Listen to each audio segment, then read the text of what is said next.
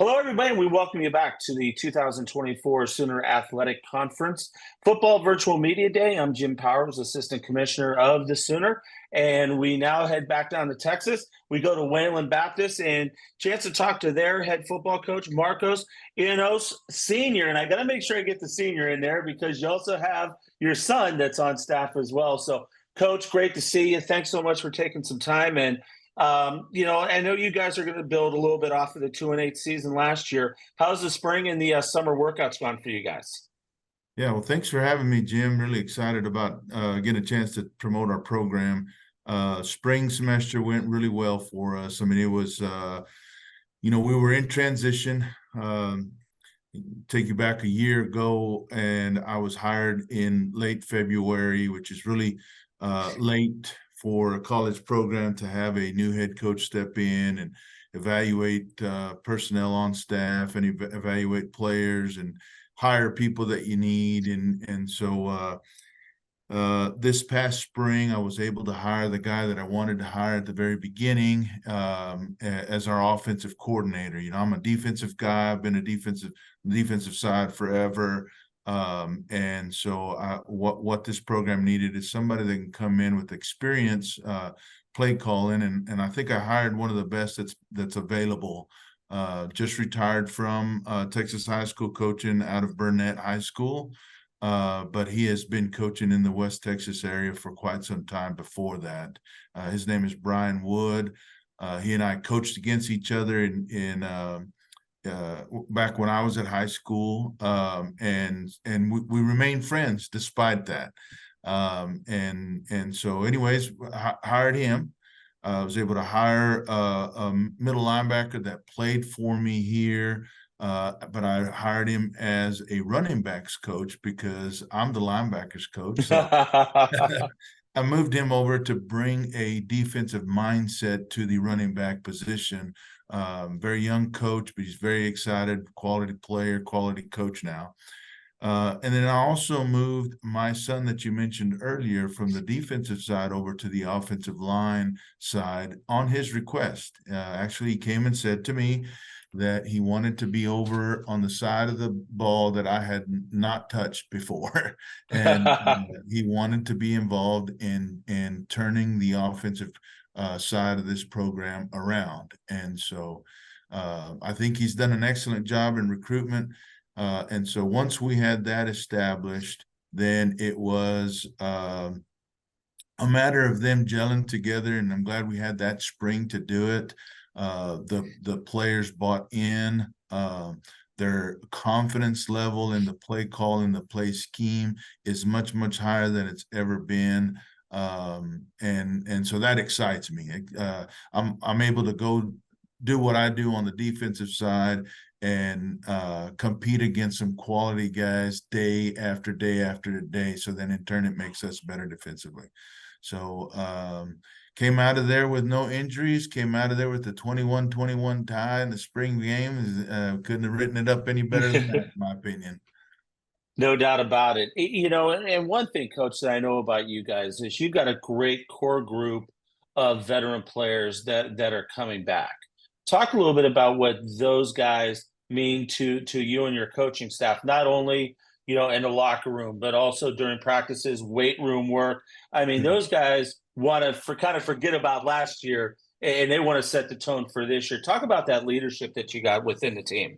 Sure. So the probably there's probably nobody more tired of being 2-8 than I am, but that leadership crew that you're talking about, they accepted the challenge to change the culture around here when I came in February. They survived all of the horrible things that I put them through to create the type of culture that we wanted here. And they kept coming back for more because they knew that those guys that survived were going to be the type of core that would change this program around. And that's what we're after. The work ethic, we call it clocking in, where before we just came to practice. Now we clock in to come to practice. And there is a different mindset in the approach to work. and that excites any coach. And so their effort extends into the classroom. We're not having the reports about lack of attendance, lack of effort. When you're 2-8, you can't help but be 2-8 in every aspect of your life. And so once you remove the ones that exist or enjoy existing in that realm, the guys that are left are guys that are the type of players and people that you want to be around. And that's where we're at now. We're bringing in a large group of kids that are going to have to conform to where we're at. And so, man, it's been a pleasure to see all of these things line themselves up, and I can't credit my staff enough and that leadership crew that you're talking about. Coach, talk a little bit about your schedule. You guys are going to come right out of the gate, week one, open up with a conference game against Panhandle, then North America, then Sul Ross, which is a good matchup for you guys, then the rest of the way, conference-wise. Talk a little bit about the schedule and how do you get everybody ready to even open up with a conference game in week one? Sure, that schedule, our conference is a very tough conference. I don't really care what anybody says. From 2 years in a row where the top 3 teams tie, and only one goes to the playoffs. Those guys have established a toughness in this conference, and so we just hope that we're able to rise to that challenge. Right off the bat, we have to travel not only to OPSU, but we travel to North American, and we travel to Sul Ross, 3 back-to-back road trips. But we've got 7 kids on the offensive side that are returning, and a back-to-back road trip schedule this isn't the first time that they have faced that. And so the toughness that I spoke about our conference, I believe that exists in our offense and our defense. We also have 7 kids on the defense that are returning, and the missing pieces through fall camp, we'll figure that out, and those guys will be ready to play. They'll show up. I truly believe that. Offensively, you mentioned 7 returners, and I know you've got to be really excited about this offense, especially you've got some playmakers that can get down the field, make some plays, and especially some veteran folks on the offensive line. Oh, yes, sir. The first guy I'd like to mention is Josiah Barron. He was injured last year and did not get to have the statistics that we believe that he can have. But I think that people are going to have to keep an eye on Josiah. He stretched the field vertically at any given moment. The offensive line has definitely been something that we have been working on. We have 3 guys that are returning that have seen a lot of football games. Probably the most athletic that we have is Marjone Rachel. And he's going to be at the guard position. And then we have Sam Zaccardo, who's coming back on his 5th year because of COVID. He's probably one of the last COVID guys that we've got, and really excited about what he has shown for us and his desire to come back even yet another year for us. And then we recruited a young man out of Houston. He played some last year. He's going to be a starter. His name is Princeton Racing, and the kid's got a motor, and he's got a work ethic that is what we need at the offensive line. So really excited about those 3 guys. Behind them, we've got Brian Ponder and Davian Gohardo, who have both had excellent springs. Man, they've been competing for quite some time now. And so really excited to see what those 2 guys can do under Brian Wood, who is a quarterback coach. I mean, he is a proven quarterback coach, and their level of play is going to be better than it has been. So excited to see that. Yeah. No doubt about it. Now, defensively, you're the defensive guy. You're the guru there. But once again, 7 returners coming back. Good stuff on the defensive line. But I really like what I'm going to see and what a lot of people are going to see on the back end of your defense with your safeties and your corners. Yes, sir. So I don't know about guru. Thank you for that. I definitely enjoy breaking down opponents' offenses and putting our players in the position to be successful.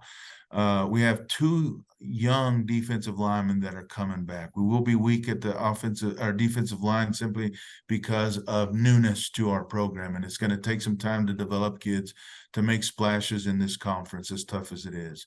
But at the linebacker position, we have three guys that have been with us for a while, two of which have been behind some of the best linebackers that we have had here, and they've just been patiently waiting their time.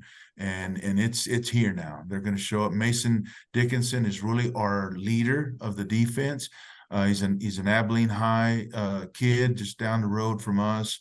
And he is an exciting player to watch. It took him a while to overcome a high school knee injury. He's at the best physical shape than he ever has been, and the kids look up to him as the leader in our defense. Next to him would be Ryan Barnett. It's a player out of Amarillo, Tascosa. He's a coach's kid. He wants to be a coach. He's always in our offices studying what he needs to know. And he's also somebody that within the scheme, it leads as well. Isaiah Brooks is the other linebacker that we have coming back. He's out at Little Elm. The kid is all about strength and conditioning, very high GPA, the three of them. Behind them, we have Harper Terry, who is a converted safety. He played quarterback at Eastern New Mexico and came here. And we quickly moved him, stole him from the offensive side, and made him at free safety. This will be his second year coming back. Can't say enough about his leadership back in the secondary. He is the coach on the field back there, gets everybody lined up correctly. And then we have a success story at the other safety position. His name is Donovan Henry, who came in as a walk-on and just worked at it. When he got the opportunity to be a starter, he didn't let it go, and now he is on scholarship.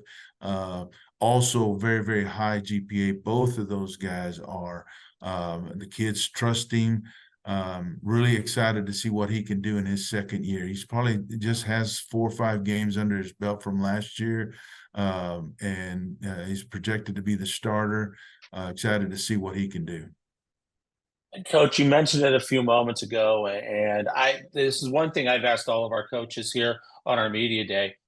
The Sooner Athletic Conference, in my mind, and I'm not just saying this, in my mind, is one of the top conferences in NAIA. You know, 3 teams that tied last year for the conference championship, Louisiana Christian making it through to the postseason tournament. But I also see the bottom part of our conference that gap is closing very quickly. And you mentioned just how good our conference is, and I don't think the nation recognizes exactly what kind of conference we have football wise. No, I agree with you. I've got nothing but respect for the coaches that we have in our conference, and that's where it starts first. The quality of coaching that exists in our conference is very, very high, and just their ability to recruit and coach the schemes.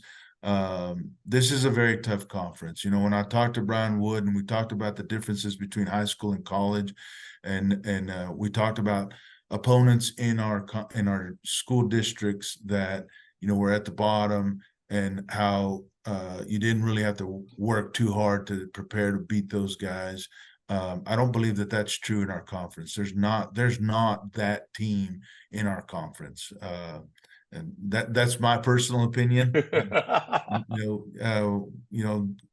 We've showed up with the record that we've had, and we've played people very, very close.